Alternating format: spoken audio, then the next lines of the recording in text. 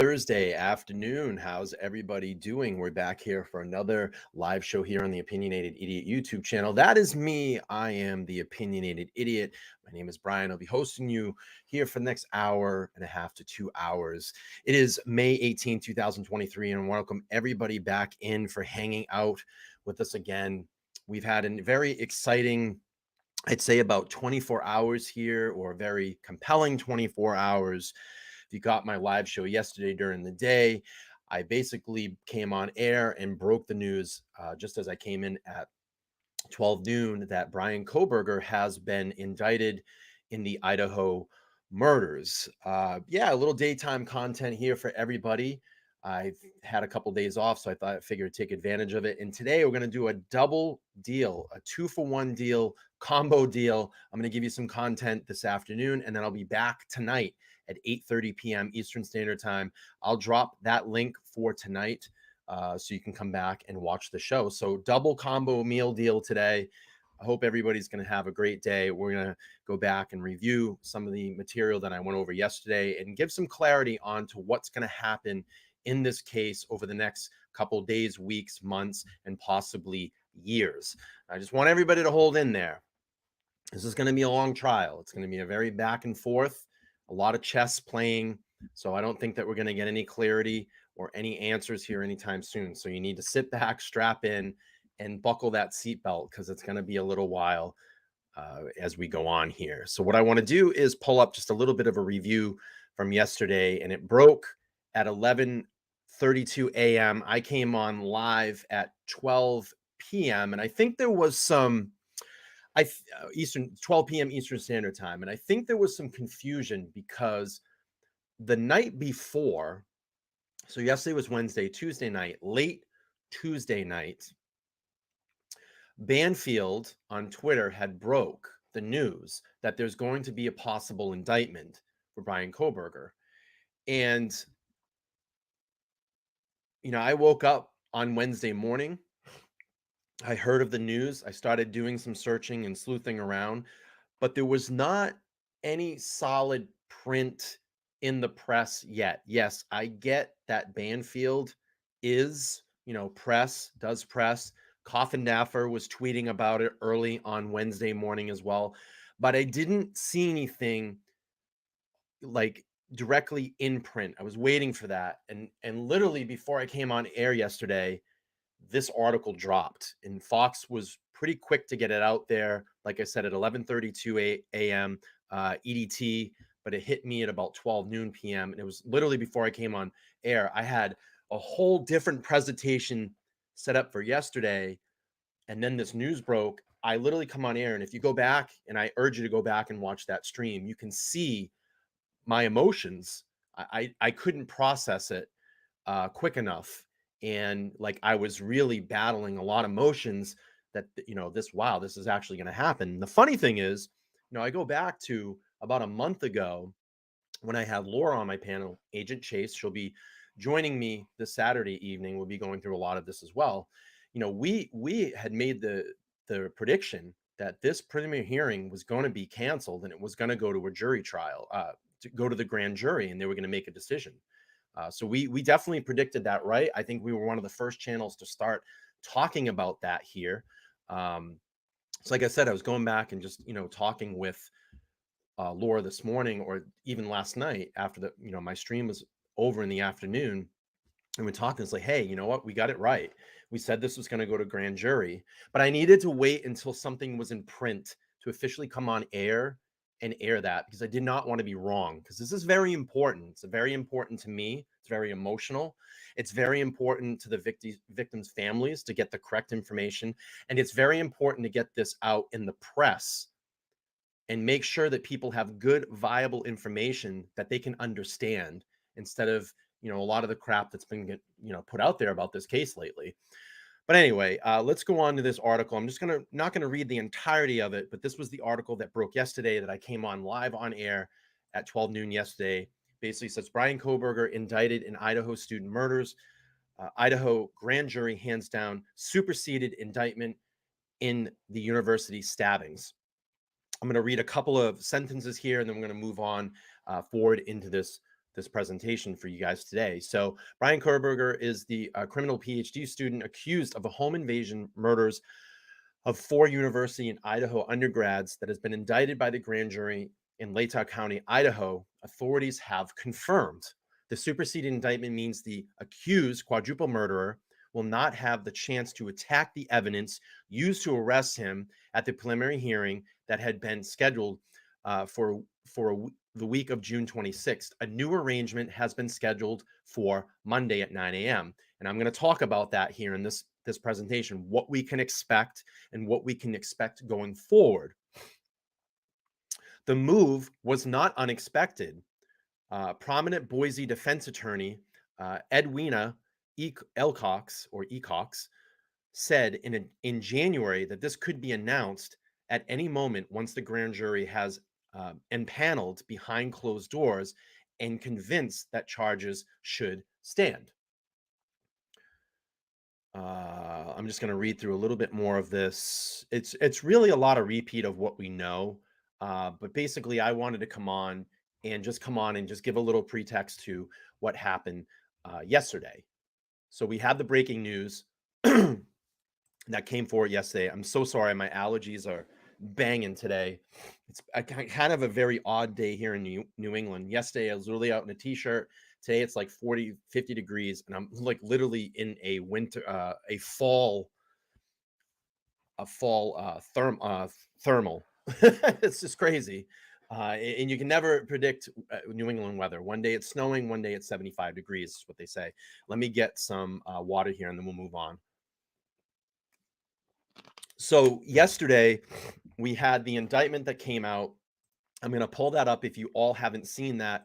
It's in the court records that have been dumped, and I'm going to throw the link here to those court documents. Hang on one second. I just got to clear my throat. Okay, sorry about that. So what I wanted to do is just pull up the formal indictment so everybody can understand what is going on. And there's been a lot of documents that have been dumped lately, and I'm pretty sure, maybe sometime, probably tomorrow, we may see some more, or definitely on Monday, we'll see some more as well. So here's the formal indictment. I hope you can see that up on the screen. I'm going to enlarge this a little bit so we can read along. If you ever want to go in and read the court documents, I dropped that link in the chat. You can use that to see what's going on and what documents are being dumped. So here's the formal indictment. Bryan C. Kohberger is accused by the grand jury of Latah County by this indictment of the crimes of burglary. I got it right. It's a tough one. It's a tongue twister sometimes. Idaho codes. I'm not going to read all the codes. And then he's got the 4 counts of murder in the first degree. The defendant, Bryan C. Kohberger, in and on November 13, 2022, in the Latah County, state of Idaho, did unlawfully enter a residence located at 1122 King Road, Moscow, with the intent to commit felony crime of murder. The defendant, Bryan C. Kohberger, on or about November 13, 2022, in Latah County, state of Idaho, did willingly, unlawfully, deliberately, and premeditate with malice, afterthought, kill and murder Madison Mogen, a human being, by stabbing Madison Mogen from which she died. It's going to go on to repeat that as well with Kaylee Gonzalez. It's going to go on to repeat that with Xana, and it's going to go on to repeat that with Ethan. All from which is contrary to the form, force, and effect of statutes in the case made and provided against peace and dignity in the state of Idaho. And you have it here. It's signed, presented in this court on the 16th day of May, 2023. Preceding grand juror. They redacted the name, but it has, you can see the signature line has been signed. So it is an official document. They're just probably protecting the name of that person in the grand jury. So there was a lot of question that went on about the burglary charge. And I'll be honest with you, I had some questions about it. And I actually was asking my chat room the other day, just some of the people in there that are a little bit more familiar with legal terms, and we were trying to figure out why is this burglary charge. So what I did was I went on to the Ohio State statute website, And I'm sorry, I keep saying Ohio. I meant Idaho. Sorry about that. So, what burglary is defined in Idaho, and I'm going to read this for you so you all can understand this. And I hope you can see it. It's probably a little muddled here. Let me try to enlarge this a little bit more.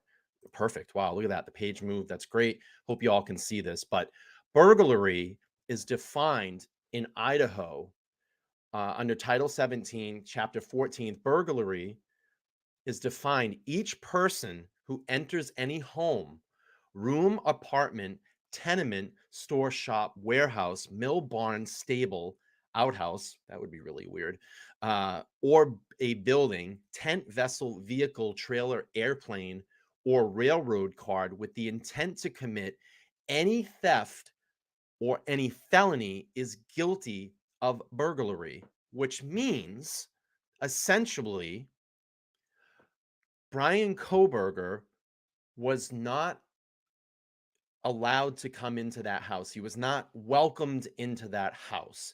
So that's why they stick this burglary charge on there. I thought burglary was just theft, but in Idaho law, and again, it may be different in different states, it's also any felony. So that would be murder, felony. So I wanted to clarify a little bit of that for everybody because I know a lot of people were asking about that. That was really buzzing around on like Twitter yesterday, and I saw some chats and some comments. So I really wanted to just add some clarity to that. And a lot of this stuff can be figured out just with a simple Google search. Again, I am not a lawyer. I've never said I'm a lawyer. I'm not an expert in criminal trial law. I am learning a lot here, probably just as much as you are as well, too. So, but again, I wanted to bring some clarity to that because I know there was a lot of questionable things about that. I will let you all know this. On Saturday, you're not going to want to miss the live show on Saturday. It's going to be I'm going to be back here on the panel with Laura, and we're going to talk about the discovery for DNA evidence. I know there's been a lot of questions in the document about that as well with this formal charge, and we're going to clarify what we, as non-lawyers or experts, what we understand the interpretation of that, and hopefully that will give you some clarity to that as well. So let's move on here. So let's talk a little bit about what's going to happen on Monday. So Monday morning at 9 a.m., Bryan Kohberger will go into court. He'll be formally charged. He will get the opportunity to enter his plea, and if he doesn't plead guilty, then they're going to set a trial date. Also, I do know there's a gag order hearing on Monday as well. Now, I don't know if he's going to be present for that. It may say that in the document. I can't remember, but I don't think that he's going to have to be. He may be. I'm not sure. Again, I'm not an expert. I'm just kind of going off of what I'm understanding in this. So I think there's going to be some interesting things that you're going to want to look for. Obviously, we're probably going to get some new video of Bryan Kohberger that we haven't seen since December, since he was formally charged and arrested and brought into court. And it might be even a little bit before that. But I think some interesting things that you're going to want to take a look at. You're going to want to look at and take note of, is there any physical changes going on with him? Has he gained any weight? Has he lost any weight? I think another thing that we're going to probably want to look for as well is, what does his mental state appear to be? Now, I know we can't judge someone's mental state. We don't know what's going on inside their brain, but I think maybe some things that we're going to want to take note of is what I noticed in a lot of his videos, in his arrest videos, was he was very conscious of what was going on around him. And he was very observant of all of the things that were going on around him. And one thing, and a couple other things I noticed as well too, is he was very aware where all the cameras were. He was very aware of his environment. I remember the time when he was brought in and formally arraigned, and I think it was in Pennsylvania before they shipped him back to Idaho, was when he got up and left the courtroom, he actually pushed his chair in. And I found that to be very interesting because he's just very observant of what's going on. So I think to look at some of those things and note some of those things and look at his personality, his body language, his mannerisms, stuff like that. I know that we'll all be very curious in that. So what I wanted to do here is bring up this as well. Let me just get my document up, and I'm going to share my screen with you guys here in a second. Okay, so here's some things that I wanted to look at as a component of a jury trial. So here's some components of things that we can look for going forward. And one thing that you want in a jury trial is you want a impartial jury. A jury trial typically involves a group of randomly selected individuals from the community who are expected to be unbiased and impartial in their decision making. The jurors must be free from any prejudice or bias related to the case. Another thing that is another key component is jury selection. The process of selecting a jury involves questioning potential jurors to determine if there are any bias or personal connections that may affect their ability to be impartial. This process is known as voir dire. I think I got that right. I think that was the way it was. I understood it when I read it. Let me go back to this screen. It's just a little bit easier. Oh, what did I do? Go back. No. What did I do? Bear with me for a second. All right, here we go. That's a little bit easier for me to read. So then you want to look at presenting the evidence during a jury trial. Both prosecution and defense present their cases, including witnesses, documents, and other evidence to support their arguments. The presentation of evidence follows specific rules and procedures to ensure fairness. And I think some key things that we want to also take note of that I think are going to be very crucial in this case is eyewitnesses. I think eyewitnesses, we know that DM and BF were present in that house the night of the incident. I think their testimony is going to be very crucial as to what went on in that house that night. Any witnesses in around the neighborhood that might have saw or heard anything. I think obviously the digital forensic evidence of computers, cell phones, video camera data, anything like that that's digitally, I think that's going to be a very key component in this as well. Cell phone tower locations, locating, pinging, I think is going to be very big in this case as well. And of course, the mother of all evidence is DNA evidence. I know that is the one thing right now that is being very that's being talked about a lot in this case. And again, on Saturday night, we're going to get a little clarity for you guys about the DNA evidence. What is the conversation that's following all that? But I think that's going to be very key in this as well. So again, I think you need to sit back. It's going to be a long trial. It's going to be a lot of back and forth. There's going to be a lot of those aha moments. There's going to be a lot of those moments. There's going to be some really rough testimony in this case. Some really hard things to listen to, some very difficult things, some triggering things that may happen, but it's all relevant and it needs to come out, and we will get a clear picture of what happened in this case, whether Bryan Kohberger is innocent, and right now he is innocent until proven guilty, or if this was cold-blooded, premeditated murder, and we're going to find out. We're going to get this solved. So another key component to a jury trial is instructions from the jury. Before deliberation begins, the judge provides the jury with instructions regarding the law applicable to the case. These instructions help jurors understand the legal standards they must apply when reaching a verdict. I mean, let's get this, let's think about this. I'm not a legal scholar. I'm sure that a lot of the people that come into a jury or on a jury are probably not either. And that's where, a very good judge in a case can explain all that, can explain this is what you're looking at. This is what you need to look over the evidence to come to the conclusion of those charges, and allow the jury to understand what the laws are and the ways to get to that law and have that clarified for them. So deliberation is very important. After hearing all evidence that's received instructions from the judge, the jury retires to a separate room to deliberate. Deliberation involves discussion among the jurors analysis of the evidence and the application of the law to reach a verdict. And that's basically, what I was just talking about there. So a unanimous of the majority verdict is another key component here in a jury trial. In some jurisdiction, an unanimous verdict is required for a conviction or acquittal. In others, a majority verdict where a specific percentage of jurors agree is sufficient. The specific requirements vary depending on jurisdiction and the nature of the case. And we'll move along. The secrecy of deliberation. Deliberations are typically conducted in private, and jurors are expected to maintain the confidentiality of the discussion.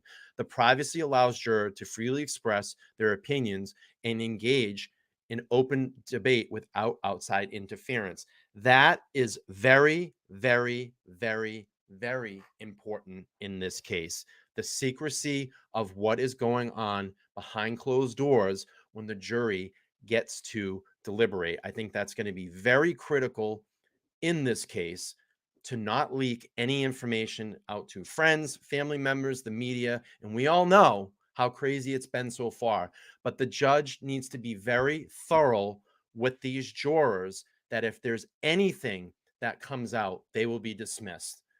And that's as fair as we're going to get it in this case, as fair as we're going to get it. And then we come to a decision. Once the jury reaches a verdict, they inform the judge, who then reads the verdict in open court. The decision can be guilty or not guilty in a criminal case, or liable or not liable in civil cases, depending on the nature of the trial. Now we get the jury nullification. Although not explicitly mentioned in most legal systems, jury nullification refers to the power of a juror to acquit a defendant, even if they believe the defendant is guilty. They just disagree and or underlying law to believe is unjust. However, the juror nullification is controversial and not universally accepted. And then we have finality in this. In many legal systems, the juror rendered by the jury is final and binding, subject to any subsequent legal appeals or post-trial motions. The verdict is considered the decision of the community and is intent to bring closure to a case. So I wanted to go over some just key components here, what we can look for, things to start, rolling this process along. It's going to be a while. I think this trial is going to be long, but these are some of the things that you can go back and reference as this moves along. I want to share this with you all. I had an actual lawyer reach out to me yesterday after my stream, and I asked if there would be a lawyer that would come on panel.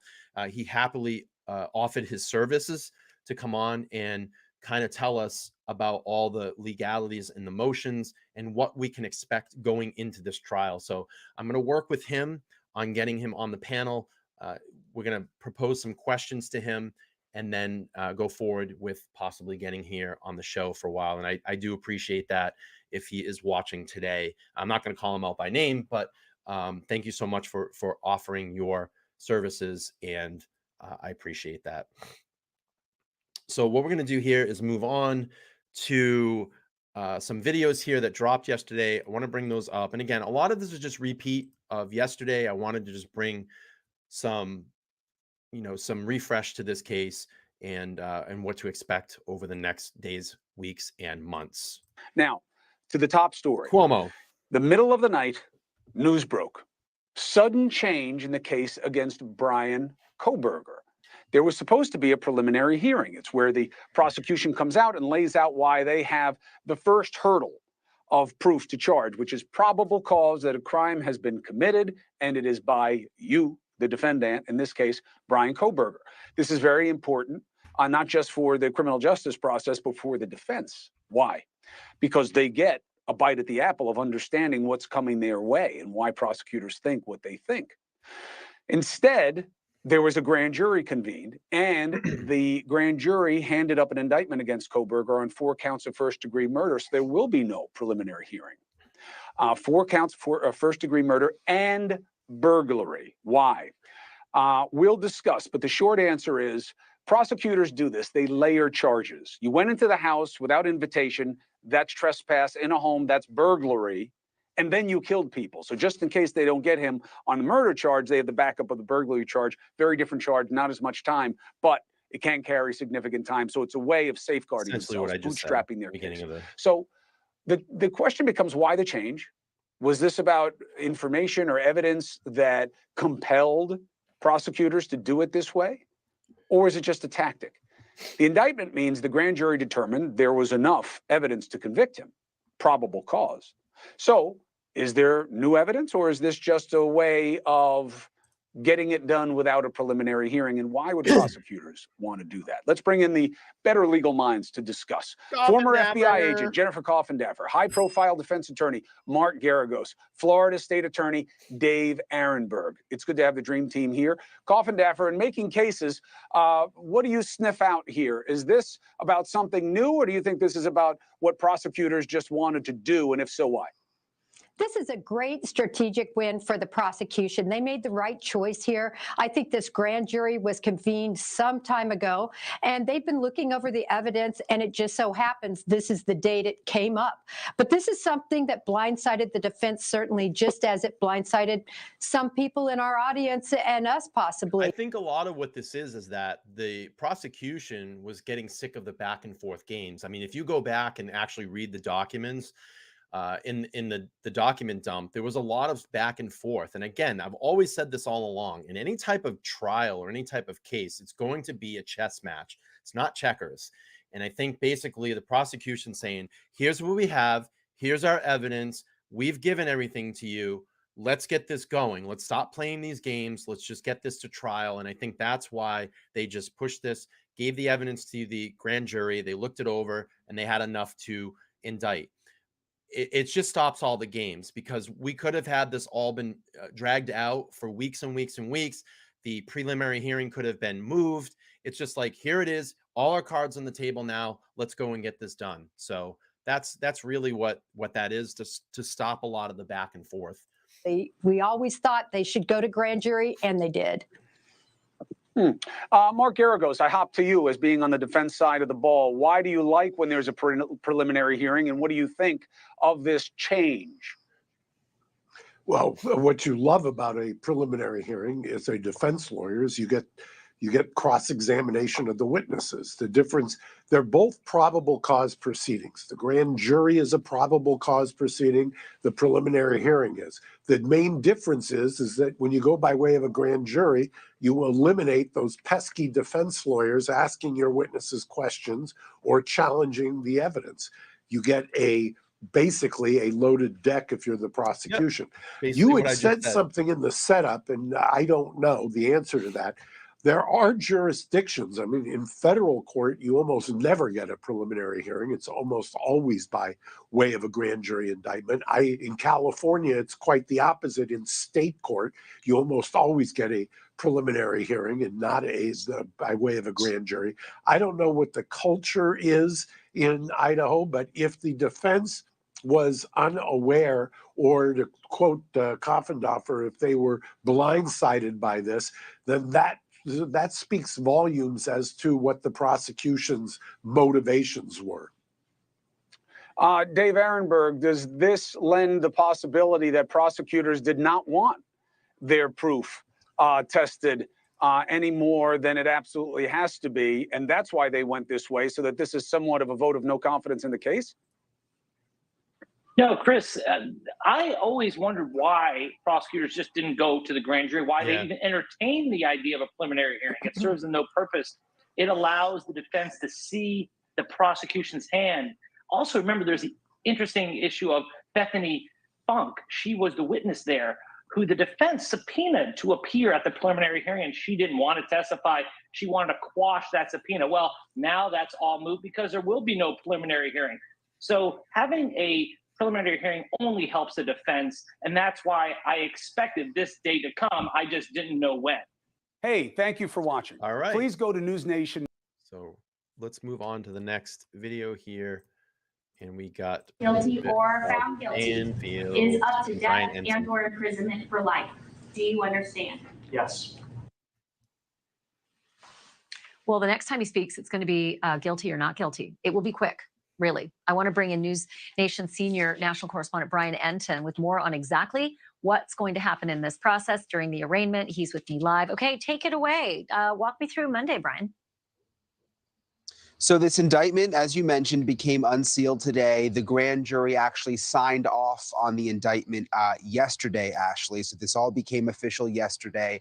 No surprises when it comes to the charges. It's the same charges that the police and the prosecutor initially charged Bryan Kohberger with, the 4 counts of murder and the 1 count of burglary. DM polls at the top. The case is now being moved from county to district court now that there's officially an indictment. And I want to read you this part of the indictment. It says that the defendant, Bryan C. Kohberger, on or about November 13th, 2022 in Latah County, state of Idaho, did unlawfully enter a residence at 1122 King Road with the intent to commit the felony crime of murder. So you mentioned it's going to be a short hearing on Monday.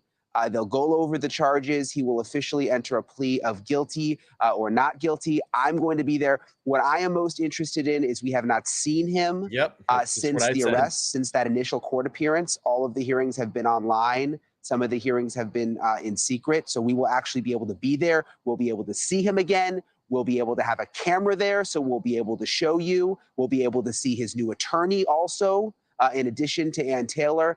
So surely we'll learn a lot come Monday, Ashley. Right. And I can't wait to see the new judge. And I love his name. It's John Judge, because he's moved from county, to district court. I don't know if John Judge is going to be the same as the county judge who just, kept everything under wraps. Who knows? But, what's really interesting is that we're going to hear like a trial scheduling, right? He has a right to a speedy trial, which is 6 months after the arraignment, the guilty plea is entered, or the not guilty plea is entered. And so, like, what's the timing? Like, what are we expecting, when we hear them schedule?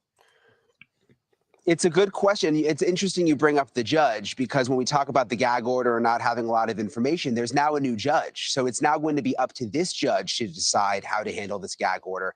Gag order is still in effect, though. So we still don't have a lot of information. You mentioned it at the top of your show. One of the reasons that those of us who are invested in the case were interested in this preliminary hearing is because there was going to be new information, and we were going to be able to be there, and it was going to be open to the public, and there was going to be witnesses, and there was going to be new nuggets. None of that is going to happen now, and the gag order still stands right now. So yes, there's this back and forth happening. We get little bits of info when the defense is asking the prosecution for discovery, and there's been a lot of filings with that. But in terms of the time frame, we really don't know at this point. Yeah. So the interesting thing is that this plea, hearing, the arraignment, is scheduled for 9 o'clock in the morning, local time in Idaho, for Bryan Kohberger. But there are additional scheduled hearings. And my assumption is it is for these additional gag order challenges. The media has done a challenge. It continues to challenge this. This is, we have open justice in America. We don't do gulag, blindfold justice. And so there's been a lot of media challenge. And then there's also the challenge from the Gonzalez family as well, who are very frustrated, with their inability to find out information about their beautiful daughter's death. Yeah, and it's interesting because those two issues have in some ways been lumped together into one issue that the judge is going to be dealing with. And they're very, very different because obviously you've got the media. We want the info. We don't want to just be shut down by everything. Right. But Kaylee Gonzalez's family has a very different reason for wanting to be able to speak out. Their attorney says he has a right to be able to be the family spokesman. They can't just totally shut him down. So he's fighting that.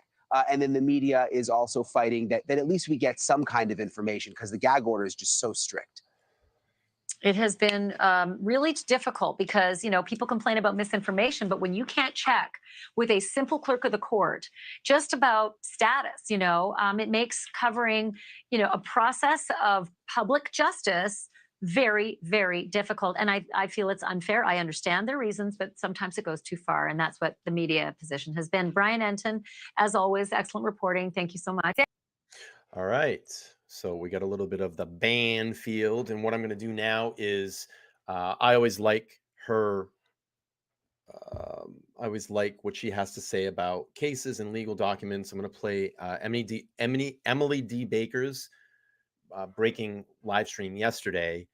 But before I do that, there's 161 people. Let's get that upvote button going. We're only at 50 likes. Try to get this up to 100 likes before the end of the stream. So if you haven't done that, it's free to do it. Just go down and smash that little upvote button, smash that like button. And that's going to really help out the stream. It takes like 2 seconds to do that. All right, let's play through Emily D. Baker. If you haven't seen her, in which everybody, I'm pretty sure in this chat room knows of her, I really love her legal analysis. Obviously know that she's a very credible attorney. Let's play through this here. See what I'm she's going got to to be say. monitoring the court website to see if they release this indictment at all. Let's talk about what happened. This morning, the news broke that Bryan Kohberger was going to be indicted. It's been confirmed that he has been indicted. The grand jury could have indicted him yesterday afternoon. It could have happened first thing this morning, which is unlikely. But what does that mean? Bryan Kohberger has been indicted. It means that a grand jury was convened to review the evidence in this case to determine whether or not there was probable cause that he is the person that committed these murders. This is not like a jury trial or like a preliminary hearing. A grand jury is put forward by the prosecution only. The defense is not there. They do not take part in it. They will present the grand jury with evidence. That can be through law enforcement testimony, that can be through documents, videos, lab tests. It can be, though it isn't always, through independent witnesses, so an eyewitness or someone who was there, a civilian witness, if you will, not law enforcement. That can happen. And that was a lot of speculation that we were talking in the backroom chatter yesterday, is that did we think that either Bethany Funk or Dylan Mortensen was there to, talk in front of the grand jury? I mean, we won't know, but it is a possibility that they were there. Like I said, nothing's set in stone, but knowing that they were the two really key witnesses in this case, would be to see them go there. We don't know. I'm pretty sure they probably did. And it doesn't always. Shape or form. The results of the grand jury are either an indictment or not an indictment. And if there is an indictment, it means the case goes forward to trial. So in a criminal proceeding, after someone's been arrested, there are kind of two paths to move forward on a probable cause determination. This is not probable cause for an arrest. This is not probable cause for a search warrant. This is cause to hold someone over to trial. So and that's the thing that people have to understand here, that the grand jury feels that there is enough evidence, again, to hold Bryan Kohberger accused of these 4 murders, accused of burglary. So it's presenting all of the evidence in the facts that this is the person that had done this crime. Now, going forward, it is going to be on the prosecution to enforce that evidence to prove to a jury that he is the person that did this. And on the flip side, it's the job of the defense to poke holes in that and say, no, you have the wrong person.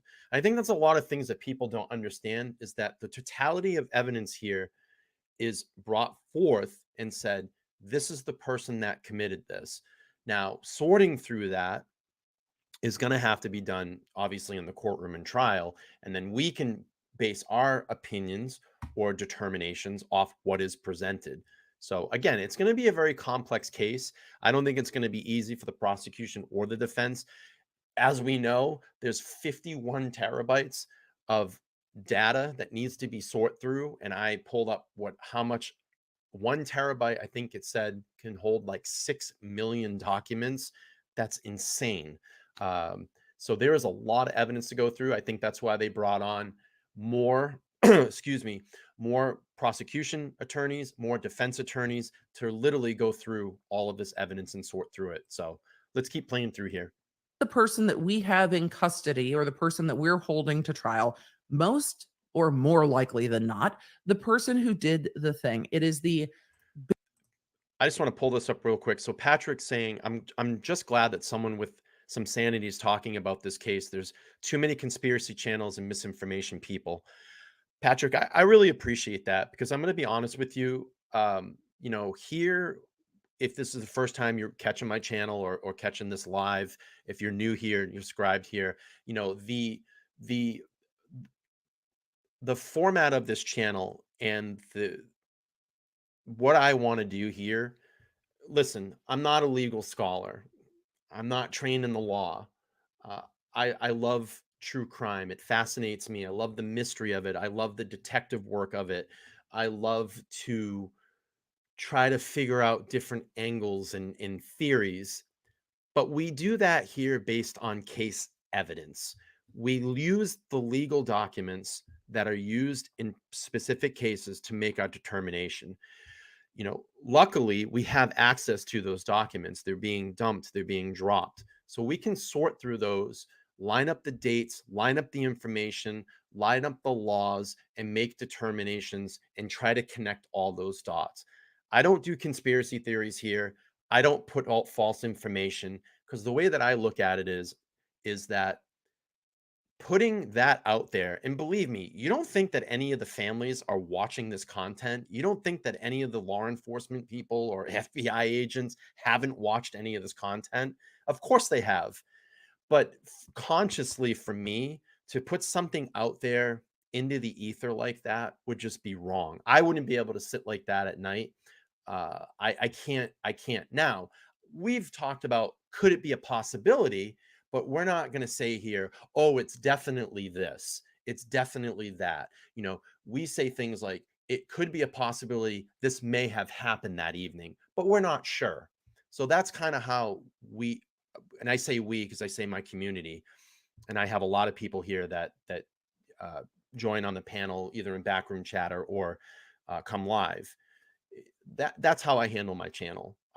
I want to be credible. I care about my reputation. I care about the victims' families. I care about the victims. So, you know, to be an advocate for that and just get good quality information out there. And again, I'm not a legal scholar. I'm not a former law enforcement or anything like that. But I try to understand and absorb it and present it in a way that is kind of like water cooler talk, so people can understand and just get that. And whether you like me and you want to stay here, that's fine. If you don't like what I have to say, you can move on. There's plenty of other channels and you can align yourself with that. But thank you for saying that. I really appreciate that. And I know that I talk a lot about that in my streams, but I just want to make clarity for new subscribers to come in. And believe me, the channel's growing. I see a lot of first-time faces, and I haven't done a lot of afternoon streams. So I believe that, you know, a lot of the people that come to this are new, you know, just seeing me maybe live for the first time. But I just wanted to get that. So, and then Patrick has a follow-up question. So same here, but there's common sense involved with the use of evidence. I appreciate that. I'm going to have a heart attack and argue with people. I agree with the families as well. Absolutely. Absolutely. And, you know, listen, I am not right all the time. Believe me, I am not right. I base a determination on what I can understand. And believe me, I go to people and say, hey, am I right here? Or can you clarify this for me? That might be a little bit more in tune with law.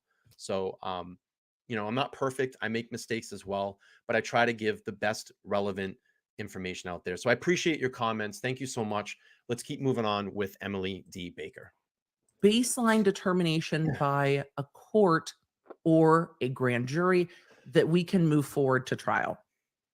So with Bryan Kohberger, this had a preliminary hearing scheduled for next month, the end of next month. I was actually really curious about what was going on and looking forward to a week-long preliminary hearing to see the evidence that the state was presenting. At that preliminary hearing, we would have seen the state present evidence, we would have seen the defense cross-examine the witnesses, and we would have seen any potential defense. It's unlikely, but it can happen that the defense presents evidence of their See you own later, Johnny. at a We'll preliminary talk to you hearing, later. and then the judge Thank you makes for a modding. determination whether there is cause to hold the person over. It is unusual for a preliminary hearing not to be held to cause. Be right back. So that's what we were expecting. And then after a preliminary hearing, there would be an arraignment on the complaint. And then you would set it on track to trial. In Idaho and most jurisdictions, there is a time period from arrest to preliminary hearing. And then after that preliminary hearing, there is a time period to trial. In Idaho, he waived the time from arrest to preliminary hearing, and that's why it was set until June. Now we start a new time period from a probable cause determination to trial. So that's what we were expecting. It would have been streamed in some way. The public would have had access to that prelim. We would have seen what the police are presenting. We would have had more information than just that probable cause affidavit for the search warrants. But they bypassed that and went to a grand jury. Grand juries are convened without the public being able to be present at those hearings, without the defense attorneys or the defendant being present at those hearings. And law enforcement is generally the bulk of the witnesses there, and then documentary evidence. Sometimes civilian witnesses, but not always. We won't know what was presented at the preliminary hearing, probably ever. Those are secret proceedings. There are rules governing preliminary hearings, and they are obligated to present exculpatory evidence. Angie, So thanks if for there hanging out were, and today. this If you is haven't subscribed, this is just an please, example. This isn't I'd about appreciate this it. case. If they Smash that were like button. presenting a DNA evidence, and there were two types of DNA or two DNAs that came back to two different people, they would need to present both of those. They can't just pick and choose the strongest evidence because the defense is not involved. So they have to present both. They have to present any exculpatory evidence. But grand juries come back with a very high indictment rate. It is very unusual that a grand jury doesn't indict. And if a grand jury has a lot of questions, the grand jury can often ask those questions and then reconvene and have those things presented before an indictment. So with that, we now have an indictment for Bryan Kohberger. On Monday, he will be arraigned on this indictment, and the clock has started for his speedy trial rights. In Idaho, the speedy trial is 6 months. Yeah, she's great. So from now, there is 6 months for the prosecution to bring him to trial. The reason I like people like Emily and Peter, it's not bullshit. They're going to give you the law. They're going to read you the law. And like I said, I like to stick to the law. I like to stick this for at night when I get off streaming, that I can go to bed with a good conscience. I can't lay things out there that are just not true. And I wouldn't feel good about it. So that's why I refer to these types of channels and do these types of streams and do reaction videos with their content. It would be great to have them come on my channel someday. I would love that opportunity. But, in the interim, we can go through this and do these kind of watch parties together and get good, relevant information and learn from this. Unless his defense waives time for a speedy trial. Thank you so much. So it's interesting because this indictment comes just a month before the preliminary hearing. I wonder if this indictment sidesteps some of the discovery issues we've seen, or if the indictment is because they really don't want to give the defense a heads up, or if they wanted to have a witness, and it might be the case that they wanted civilian witnesses to testify in front of a grand jury before they have them testify at trial. If there are civilian witnesses that testified at a grand jury, the defense should get those transcripts before trial.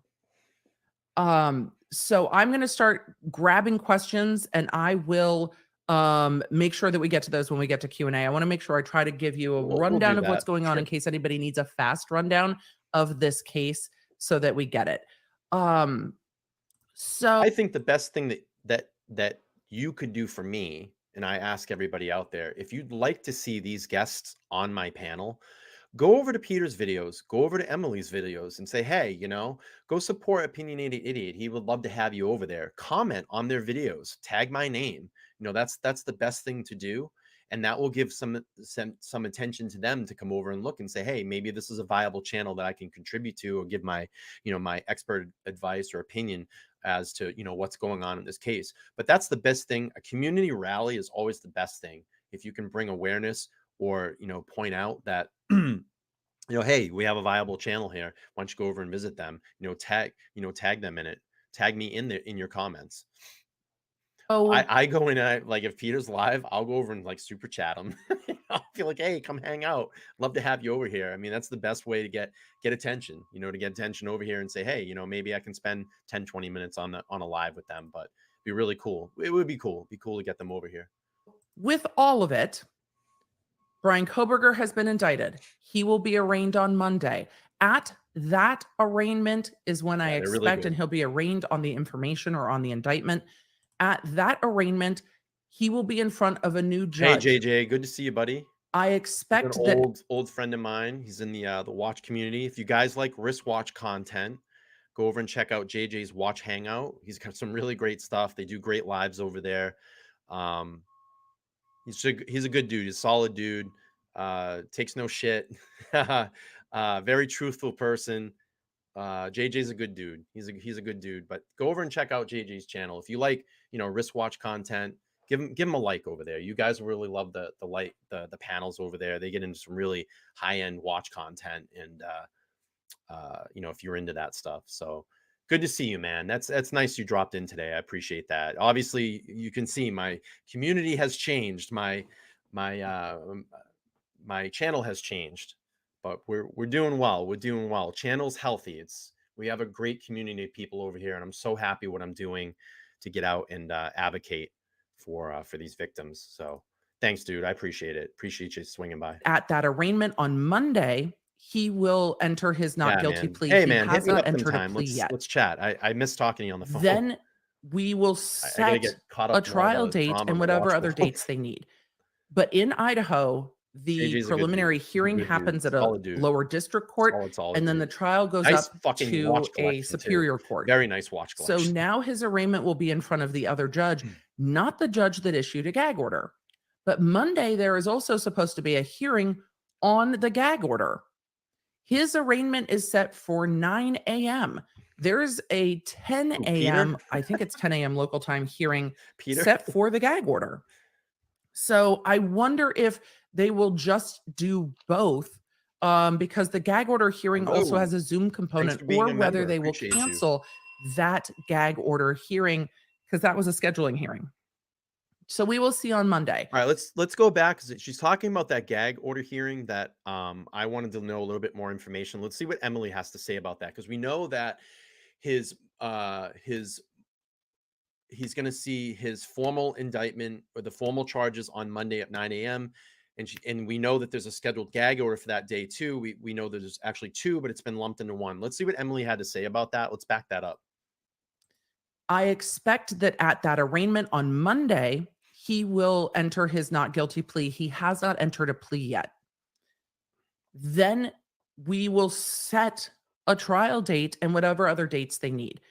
But in Idaho, the preliminary hearing happens at a lower district court, and then the trial goes up to a superior court. So now his arraignment will be in front of the other judge, not the judge that issued a gag order. But Monday, there is also supposed to be a hearing on the gag This order. is important. His arraignment is set for 9 a.m. There's a 10 a.m., I think it's 10 a.m. local time hearing set for the gag order. So I wonder if they will just do both. Yeah. Because the gag order hearing also has a Zoom component, or whether they will cancel that gag order hearing, because that was a scheduling hearing. So we will see on Monday. That was supposed to be an hour after the arraignment. The arraignment will go very quickly. Yeah. Hey, quick. You have been indicted on what I'm anticipating is 4 counts of murder, 1 count of burglary. That's what he's been charged with. You've been indicted on all of these things. You have the right to a speedy trial. You have these other rights.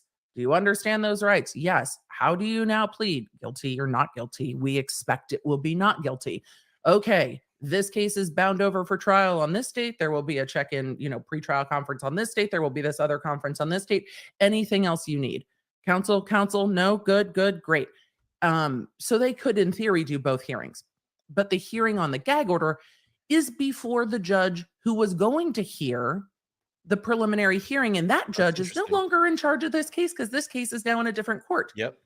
So what's going to happen with the gag order will be very interesting to me. I want to see what happens. Is that going to be a vacated hearing? We will know once the docket is up to date. The thing that's frustrating about this gag order and frustrating about Idaho right now is we can't see the docket. We only get documents as the court publishes them. So here's my thought on all this, and we've talked about this in the back. The Demetrius and Emma Bailey. I would think by this point,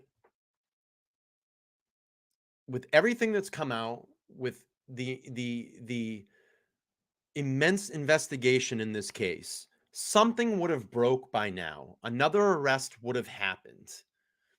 So I can't believe that they would be connected in any way. Now, it may come out, and I'm just saying this, that we hear that they've been at that house before, but they can't solidly connect that they were involved in any of these murders. Now, I know that's been a big thing that's been thrown out there lately. Again, I think, and we know, and we've actually watched video of some of my backroom, my team of idiots, we've watched video, and in some of the body cam footage, we've seen a person, or pretty much probably her, Emma Bailey, coming out of the house. I believe that was in the August. It was either August or October body cam footage. Was one of the noise complaints, or the noise complaint. And we kind of lined up her and then her arrest video. So she's been in and around that house, but it doesn't necessarily mean that she's involved in the murder or helped commit the murder or did anything with the murders. So it may come out in trial that, yeah, she's been there. These are the particular people that hung around that case, that house. We've talked to her about it. We've taken statements from her. But I would think by now, logically speaking, that someone would have been arrested. And I know that the Brent Kopaka thing has been on everybody's mind. Maybe it comes out in trial that he did help. I don't know. You can't bring someone in if they're dead. But, I think that's all the things that we're all chomping at the bit to find out. But I would think if any of those people, if they were involved, they would be arrested right now and charged. So that's kind of my theory on that. I'm not saying that Brent Kopaka is involved in this. I don't know. And I know that's been a big mystery as well, but maybe that comes out in trial. Hey, you know what? He was a co-defendant in this. We can't bring him in anymore. He's dead. So we'll have to see. We'll have to see on all of those angles. There are a lot of strange mysteries and weird twists and turns that happen in this case. Every day it seems like it's something new. But again, it is, what we do here, we stick to the facts of the case, the evidence, and we try to sort through it. So let's keep playing through them onto the public facing website, but we cannot see the full docket. So we can't see whether or not the attorneys are meeting with the court today until after the fact. So we don't know. It's very interesting that while the discovery battle is going on pre-preliminary hearing, the state convened a grand jury and went that direction, isn't it? The state just dumped a ton of information on the defense. I mean, we've seen what records they've pulled. Tinder, Match, dating apps. It's kind of weeds the story of how this all happened. If we're all smart and you actually read the documents and connect all the dots and the dates, you start to kind of figure out what happened. You have kind of a good idea of what happened. I think a lot of times, and I'm going to kind of do maybe a goofy thing here. I think a lot of times is what happens is this is what happens. People go to this website, and I always jokingly kind of joke around about this, and they go like this. They go, let's look. Oh, let's look. Apple, Amazon, ADT.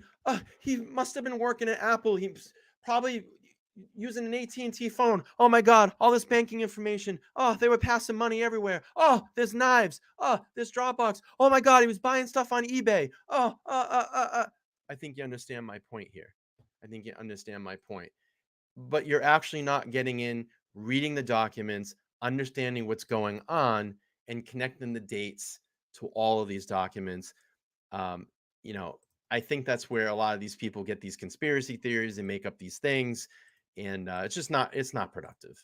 It's not productive. So we'll keep playing through with Emily here. And is now wanting to argue over the familial or genealogical DNA. I wonder if they use that, though, at preliminary hearing. I'm imagining that they didn't. Here's my speculation. I want to make clear it's speculation. And for those of you that are new, Like her some of you probably are. Hi. I'm Emily. I was a prosecutor. I've been a lawyer for 17 years. My lawyer speculation is still just lawyer speculation because we're not there. My lawyer speculation is that they have back his DNA, and so they're not using it. However, they did use it in their probable cause declaration to get search warrants, and the defense has a right to challenge those search warrants because we've talked about 100%. fruit of the poisonous tree, right? The Gotta fopped be very, very evidence. careful what When you is the say. last time we talked fopped? I think Chrisley? there's gonna be some channels out there that you're gonna see that disappear. Once this trial comes out, once it comes to finality, I think there's gonna be a lot of people that have egg on their face. I may have egg on my face. I don't know. But one thing I do know is that we've stuck to the case and to the case files here. So Patrick says Bryan knew Brent was dead. His father and Bryan told law enforcement that's why they left to go home. Bryan wouldn't have asked if anyone was arrested if it were Brent because he knew he was dead. Okay, fair enough theory. I mean, you can give your opinions, of course. I just don't see it right now. And we I need a little talked bit a more. lot about fruit of the poisonous tree evidence and search warrants with regard to Duggar. Those are the last two cases we've really talked about this. So with the fruit of the poisonous tree, you are allowed to attack the search warrant and say, look, if the evidence that the search warrant is based off of is bad, false, fabricated in the worst case Good point by scenario, Chris. things like Chris says, if they would have been in the area that night, Emma, Demetrius, and Brent's phone would have pinged the Moscow Tower. Very, very good point. Extremely, extremely good point. Yeah, that's good, man. That's what we do. We want healthy opinions here. Absolutely. I'm not going to shame you on that, bro. Just put out there what you think and, we'll read it and sort through it. So Brent says, Brent was a vet and you should show him a little respect and not implicate him in such a vicious crime. I did not implicate him.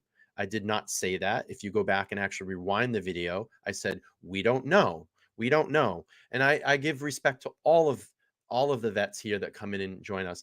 I have a huge military presence in my family. I had 8 great uncles that all went into World War II at the same time and all came back alive. So my uncles, they went over and kicked a lot of Nazi ass. So I respect vets, and I have 2 cousins that are very high up in the military. One of my cousins is very, very high up in the Navy. And yeah, we respect vets. I didn't say that. I didn't implicate him. I was sorting the evidence. I was sorting some conspiracy theories that have been out there.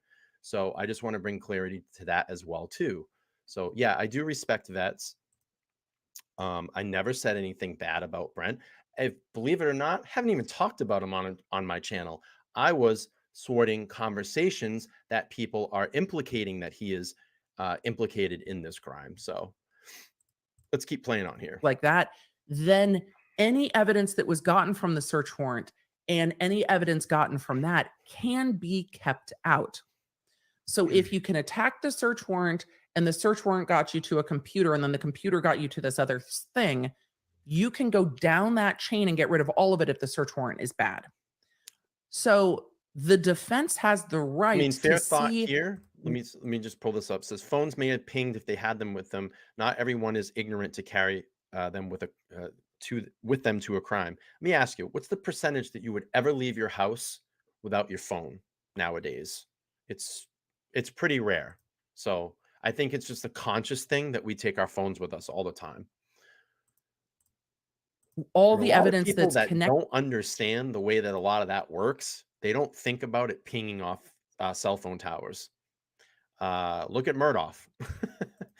He was a pretty smart guy. He was a lawyer. He knew the law, and guess what? His phone pinged for the search warrant, including the fact that they seemed to have used familial DNA tracing back to Bryan Kohberger's father from the trash in Pennsylvania to get this probable cause declaration to go search and get all the devices. So this is a normal part of the defense work, is trying to get to whether or not that search warrant is valid, and then does it kind of disqualify or throw out or yeet everything downstream, because then that all becomes fruits of the poisonous tree, right? the police can't, and you don't want to incentivize them to lie to get the thing. But it's like, oh, well, yeah, we lied to get the computer. But once we got the computer, take the computer. The computer led us to all this other evidence. You have to take it all. These are the checks and balances to stave off, ideally, overreach, right? So that's why there's this fight over certain types of DNA with relation to fruit of the poisonous tree evidence. So as we get into this, I'm going to answer a bunch of questions. I'm going to keep an eye on what is being released. We will probably see the indictment be released at some point today, tomorrow, Friday, before the hearing on Monday. But when we look at the indictment, I'm just going to pull up the criminal complaint here because it's not going to be tremendously different than this. And if it is, that'll be a very big surprise. Emily, share your screen. I just started talking.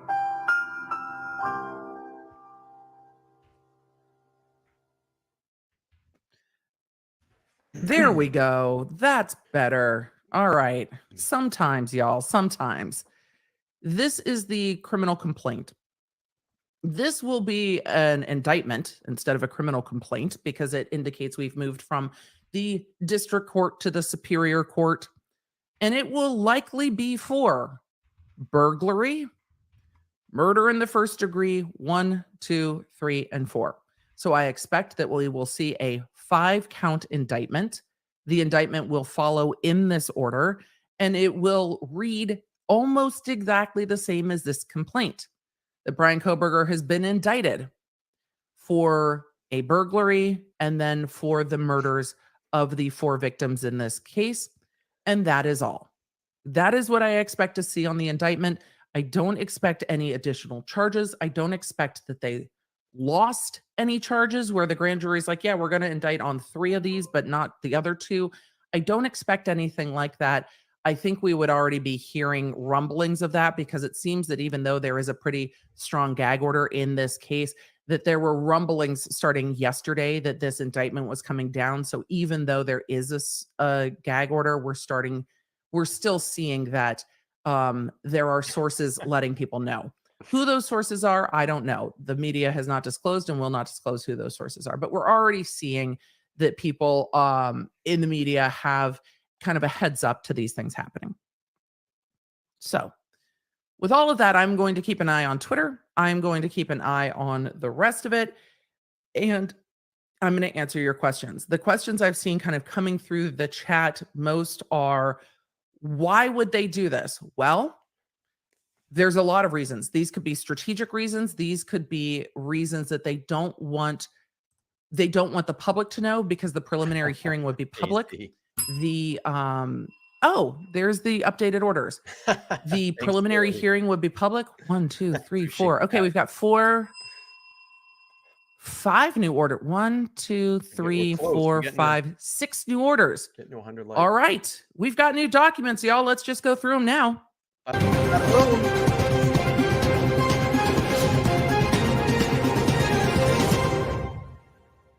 loud.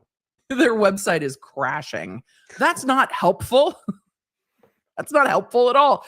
The first one is the order denying the motion to reconsider, but it is crashed. That is a 404 error. Let's see what's next. The redacted indictment, 404 server error. Notice of hearing in the criminal case, 404 server error. Order governing courthouse conduct, 404. Motion to seal grand jury, 404. Order to seal grand jury, 404. All of these are crashed. So I'm going to answer some questions and then come back. I'm sure if these just went live, the entirety of the media is trying to grab them. Here's what's so frustrating to me. Today is the 17th. 4 of these orders are from the 16th, and they just popped up today.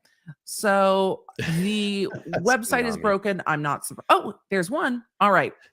Let's grab this one first, and we're just going to go in order and keep trying. Hey, I don't often cover live news, so I always beg the chat's indulgence Julie, when you're I right. do. But look You know, at that's the thing is, you know, Julie's really right. Quadruple murder is a big deal. I believe this is bigger than we all can wrap our heads around, you know, and that's the thing. We're only heard a very small portion of the evidence in this case.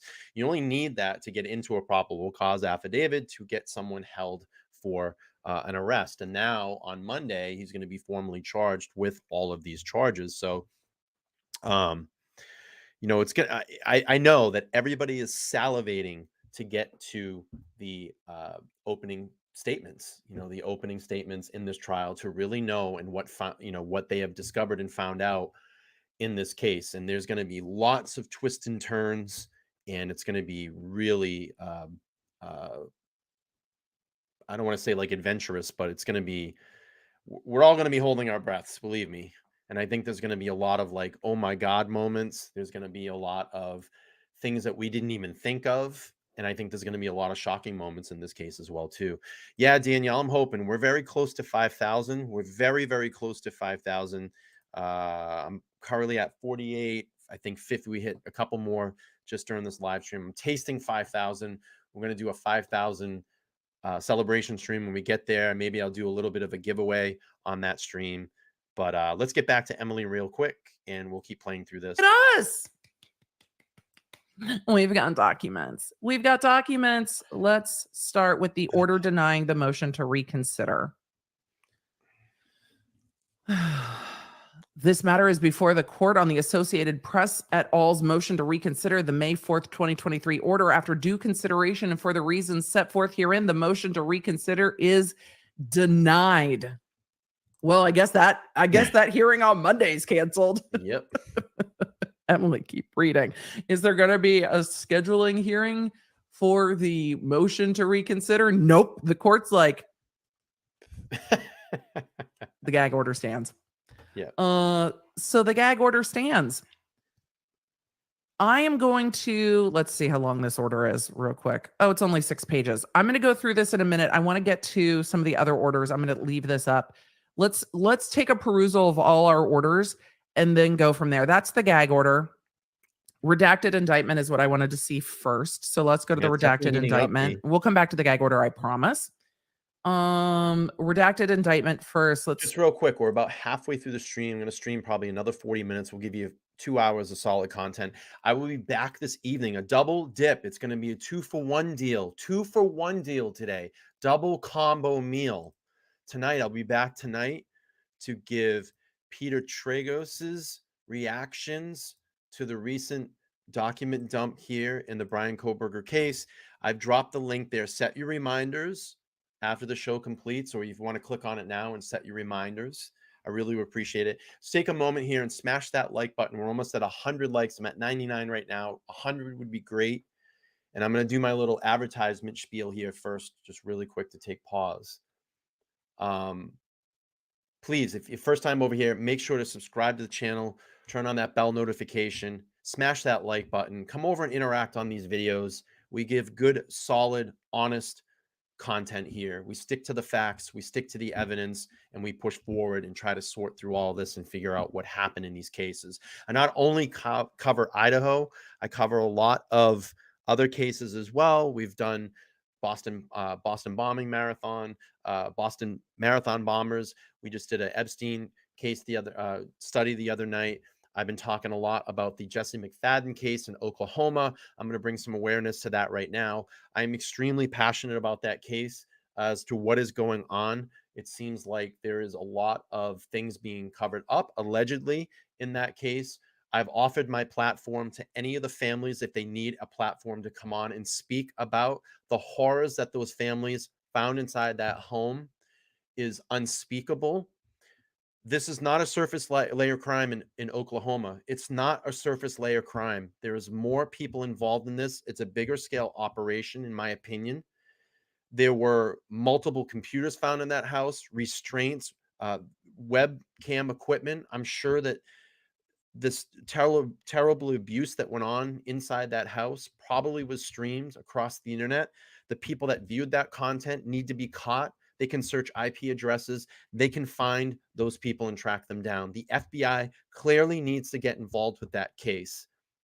It's beyond imaginable what's going on down there. I'm actually going to be covering that, more of that on Sunday night show. You're not going to want to miss that. We do more streams other than Idaho. We do more streams other than Idaho and bring awareness to cases that are going on that are not being covered as much as this case. I get it. This case here is extremely, what's the word I'm looking for? It's brought, it's brought in a lot of people, and and I hate to say this, it's a sexy crime in the media, but a lot of people are following this. But there's other crimes out there. There's other cases that need attention. So please come back and join me on those lives. Come join me on those lives. It's important to watch the other lives. If you can't join, go back and at least go back and watch the replays, comment, give those videos likes. I really would appreciate it. If you want to support the channel today, you can go down there and hit the join button. You can become a monthly member, a monthly contributor to the channel. My monthly memberships only start at $1.99. That'll get you into our Discord group where you can have private offline chatter with us. We would appreciate it if you join us. We have a very clean chat, a very respectable chat.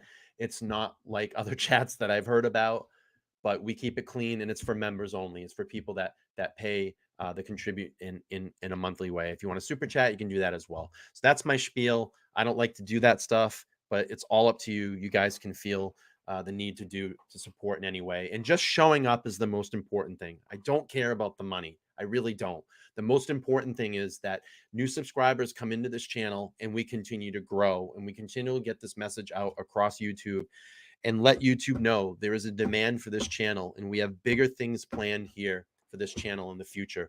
But I need the subscribers to come in and I need the subscribers to interact with this channel. So that's my spiel halfway through the stream. Let me recognize the super sticker. I got a $5 super sticker from Rachel. Thank you so much for your contribution. She's also a channel member as well. Thank you. Thank you so much. Miss Krampus says, keep up the content, raising awareness to other cases that need to have discussions. Absolutely. And thank you for being here. I appreciate you. I appreciate you so much. Okay, so let's keep playing through here. I'm going to do about another 40 minutes or so, so we can and then we're going to get off timestamp in the it. afternoon. I And I'll love be seeing back. Double dip, double combo meal tonight, 8:30 p.m. Eastern Standard Time. Hope you all can come over and hang out. the love in the chat. Y'all are ready. All right. Redacted indictment. Bryan C. Kohberger is accused by the grand jury of Latah County by this indictment of the crimes of burglary, count 1, murder in the first degree, counts 2, 3, 4, and 5. Look, it's exactly like I said it would be. it's like I know things. It's weird. It's like I've done this for a really long time. This is exactly what we expected. This is what the criminal complaint says. This is a true bill. This was indicted yesterday. The presiding grand juror's name is redacted out. That's appropriate and expected. I would hope that it would be, and especially a high profile case like this in a small community, you would hope that name would be redacted out. But there we go. The redacted indictment only redacts out truly the social security number of the defendant, appropriate, and the name of the presiding grand juror, appropriate. Everything else is exactly what we expected that it would be. Same charges, etc., etc. So that's it. All right. That's the indictment of Bryan Kohberger. Let's go to our next document, notice of criminal hearing. Let's see, 9 a.m. arraignment, district court, 5/22/23 in front of Judge John Judge. Thank you for Yes. being here. Andrea Burkhart said this months and months and months and months and months ago. Andrea Burkhart's like, look, once this gets past preliminary hearing, this is most likely going to go to Judge John Judge. So Judge Judge is going to be the judge of this case. We are going to see that arraignment on Monday. Now, what I need to see and what I want to see is the courtroom conduct order. Is this another gag order? Let's go find out together. Courtroom conduct order. This will give us an idea of what to expect for Monday. All right. Right now we are looking at the new courtroom conduct order. Here's the thing about the other gag order. Judge. Mute. It's mute. Mute, not mute. Moot. Moot. Moo. It's Moot. moo. It's a moo order. The moot. Because It's we moot. have moved on to another judge. Let's see what Judge has to say. This order governs the courthouse and courtroom conduct and media activities in this case. This order shall supersede any prior order. That means the prior gag order is moot. Moot. The court is mindful of the need to balance 1, the constitutional right of the defendant to a fair hearing, 2, the public's right to information in conjunction with the constitutional and statutory rights of the media to attend proceedings, 3, the court's interest in maintaining order and an environment that permits all participants to focus on their responsibilities without undue distractions, 4, the court's interest in the safety of the public and court personnel, and the need to follow all Idaho Supreme Court orders. That's a good one. It is hereby ordered. Yep, he'd be Courtroom John seating and John. attendance. Seating for victims' families, counsel, defendants' family, and court personnel shall be reserved. Pooled media seating. The representatives of the media serving as the pooled camera staff, so they are going to allow a pooled camera. Great. The pooled camera staff shall be seated in an area approved by the court as designated by the administrative district judge, presiding judge, trial court administrator, or bailiff, subject to a limit of 2 media members operating the pooled audio video, and 1 media member burning the midnight oil. handling the Talking about pooled still Kohberger. photography. Who is going to handle that? We don't know yet. Will it likely be Court TV that gets the pooled cameras? Yes. Yeah. It will likely be Court TV that gets the pooled cameras.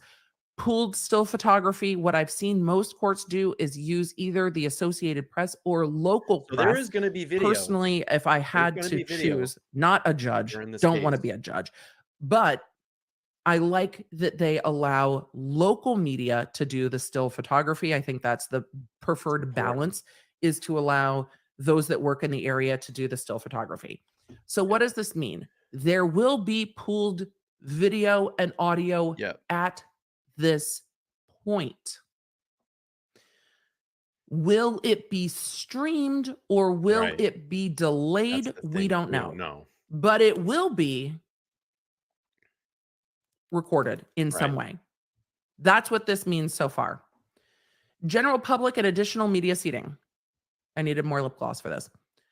The public and members of the media not designated as pooled camera staff may be permitted in the courtroom as space permits on first come basis. No person may reserve seats. So whoever gets in line first will be allowed into court. Seating in front of the bar, no, unless you're the lawyer on the case. Entry and exit during court proceedings. Spectators, including members of the media and public, shall be seated before court is in session. During any portion of the hearing, no entry or re-entry to the courtroom shall be permitted. I feel like giving a membership away. If we get to 150 likes today, I'm going to give away a free monthly membership. 1 free monthly membership. Let's get to 150 likes. 150 likes. Go down there and smash that like button. We're at 114 right now. There's 168 people watching. It's free to hit it. It's free to smash that like button. We'll get up to 150. I'll give away a free membership. While court is in session. Let's get this no done. in and out. It's kind of like the theater. Let's get it you can't done. get up and leave. Security screening cell phones are permitted, but must be turned off and shall not be used for recording or the transmissions of sounds or images. Violation of this rule may result in confiscation. It probably will. Other electronic devices, computers, laptops, and similar are permitted for note taking, but shall not be used to transmit. Well, there's pool cameras. There shouldn't need to be. Disruptive behavior. Fuck around and find out. Media coverage.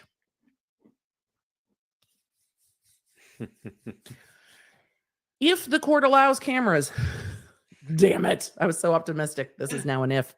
If the court allows cameras in the courtroom and orders that the media coverage be pooled, well, it seems that they've already ordered that ahead in the order. I'm going with the court has said pooled cameras are allowed because that's what the prior order says. So that's what I'm going with. 170 people. Let's smash that like button. If we get to 150 today before the stream ends, I'm going to give someone a free membership. A free membership. A free member. It's free. If it's free, it's for me. No food. Security screening. We did that. Media coverage to be pooled, then all media shall have access to and share the video, audio, and still photographs received from the permitted cameras. Members of the media shall designate and agree on the operator of each camera permitted pursuant ICAR 45, courtroom media requirements. Allowed media representatives and their equipment will be located in the area designated. We know that portion of the proceedings, which may be televised.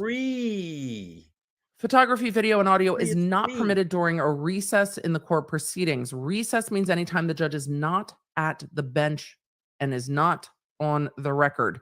No electronic devices shall record the audio video of any bench conferences or sidebars between the court and counsel.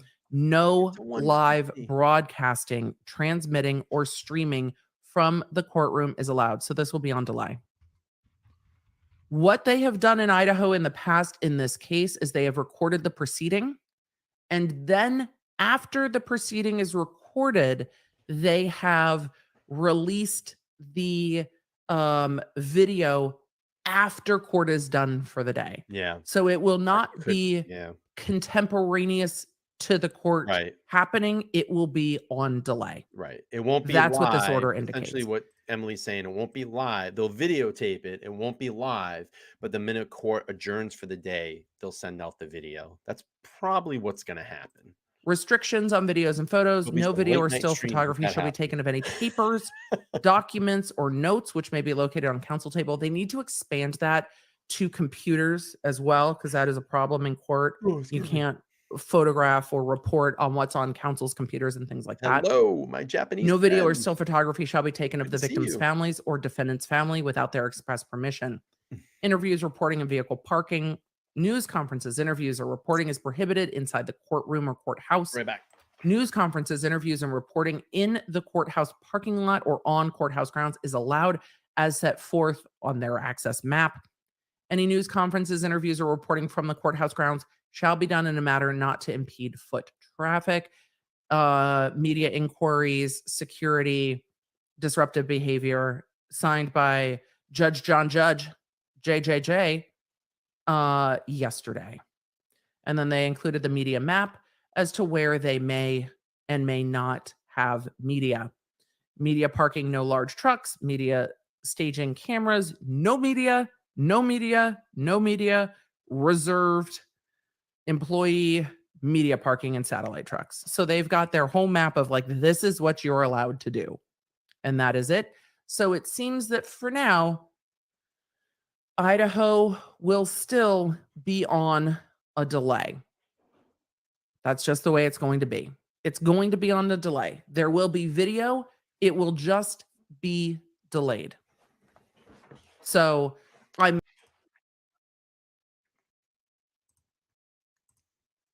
next motion. This is a motion to seal that's going to be approved.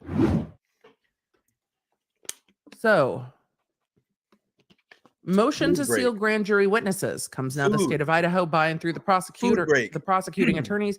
In support, the state respectfully represents to the court that it has received numerous complaints from potential or prospective witnesses or their families and associates regarding being harassed both in person and via social media. Thank you, Moko. Appreciate you. The reports of harassment have incled threats as well as what appears to be intimidation. Given this and the broad publicity surrounding these proceedings, the state respectfully submits the releasing the names of the witnesses who appeared before the grand jury would invite additional harassment, intimidation, and possible threats, and undermine not only the integrity of this case, but the parties' prospective rights to a fair trial. All right, I'm going to go move up a little bit because she's reading kind of all the documents. I just want to see. Let's go to her summary and see what she's got to say, and then maybe we'll see some of the questions that came in. Here's what we know. Bryan Kohberger has been indicted by grand jury. The witness list of who testified at the grand jury has been sealed. This case will be arraigned on Monday. He will likely plead not guilty. We have not yet seen a determination about whether the state will seek the death penalty or not. It is still early for that determination to be made. They don't have to do that yet. We will not have a preliminary hearing where the public will see the evidence in this case at the end of June. We will see the arraignment, which will probably be very quick. Yep. We will see if there is a scheduling hearing on this gag order or not. We now know, well, we knew, but we now know that from yesterday, the timing for this to go to trial is 6 months from today. The defendant can waive that time to go forward, Oftentimes, murder trials do not go forward within their set statutory time period, but we also saw defendants like Alec Murdaugh say, yeah, you want to indict me? Fine. Fine. Go I'm ahead. not waiving time. Bring it to Yep. trial within the time period. Yep. Do it. So that is a choice of the defendant and his attorneys. Does this go to trial in 6 months or does it not? Right. We'll see. Will that be determined at the arraignment? Not necessarily. Will the court set an initial trial date? Yes. Will that trial date be fixed in stone and the date that that jury is going to be picked? Not likely. I never had a trial go to trial on the initial trial setting, Right. but I also worked in a much larger jurisdiction. Could it happen? Yes. Do I expect it to happen? No. Am I slightly bummed we won't see this preliminary hearing because I wanted to see the evidence? Yep. Yep. Sure am. Am I real interested to see what happens with this gag order? Also, yep. Yep. Also, yep. So we'll see. Could this trial happen before the end of the year? Virginia asked in the chat. Maybe. It's possible, but it's close. Yeah. I don't know if we'll see this trial Maybe in next year. 2023. It's possible. I would say it's an outside I possibility. would say January. Right? January I'm going to March. answer questions and I'm going to go see what else is going on around the interwebs because I've been here and I have not had time to go see if there's any other news about this. Probably not. I think we covered all the documents really well. And that's good. Here, hold on. Yes. So, all right. Let us, sorry, I needed to answer these. Let's go to the Q&A. Do a couple of Q&As and then I'm going to screen now. A couple of